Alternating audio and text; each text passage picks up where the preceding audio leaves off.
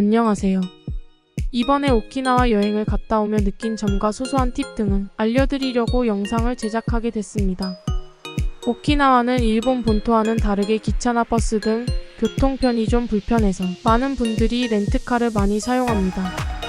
일단 가장 중요한 국제 면허증은 경찰서에 가서 사진과 돈만 내면 금방 만들어줍니다. 그리고 우리나라 면허증도 꼭 가지고 가야 됩니다. 처음 일본에서 렌트를 해서 운전을 한다는 게 꽤 많이 부담이 됐습니다.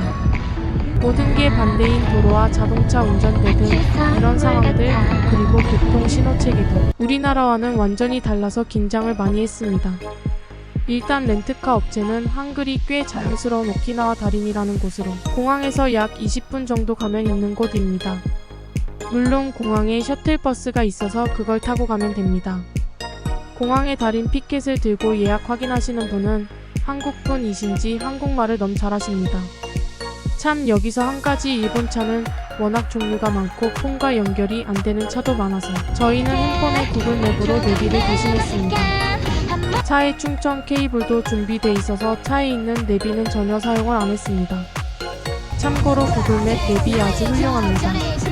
차를 받고 처음 출발을 할 때 너무 긴장을 했지만 한두 시간 정도만 지나면 어느 정도 익숙해지지만 한 가지만 꼭 신경 쓰세요. 생각보다 오른쪽으로 더 차를 붙이셔야 된다고 항상 생각을 하며 운전을 하시면 됩니다. 신호체계는 빨간불은 무조건 스톱, 파란불에는 어디로 가도 되지만 우회전은 건너편 오는 차를 잘 보며 우회전 만약 차가 계속 오면 노란불이 되고 빨간불이 될 때 재빨리 지나가시면 됩니다. 가끔 빨간불 밑에 화살표 신호가 있는데 그때는 화살표 신호대로 가면 됩니다. 여기서 잠깐 주의사항이 일본 신호등은 인도 쪽에 많이 있고 흰색 바탕이라 항상 조심히 살피며 주행해야 합니다. 가끔 못 볼 때가 있습니다.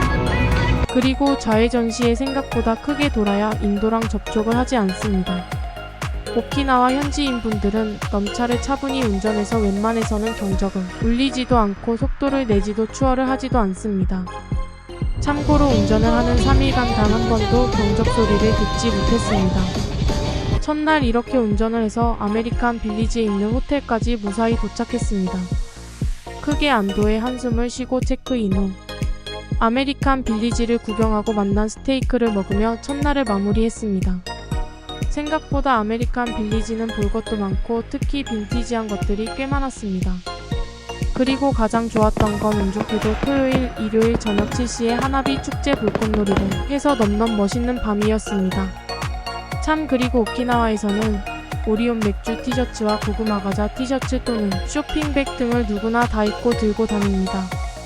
이런 티셔츠나 백 등은 오키나와 전역 어디를 가도 가격이 비슷합니다. 그러니 공항에 내리자마자 사서 입고 다니는 것도 왠지 더욱더 여행의 재미가 되지 않을까 생각합니다. 안타까운 건 다음날 또 운전을 해야 돼서 술을 못 먹는다는 게 좀 억울했습니다. 물론 덕택에 내일 아침 맛있는 조식을 먹을 수 있겠지만 다음 편엔 추라우 미수족관, 류큐무라, 슈리성 국제거리 등을 좀 더 알아보겠습니다. 감사합니다.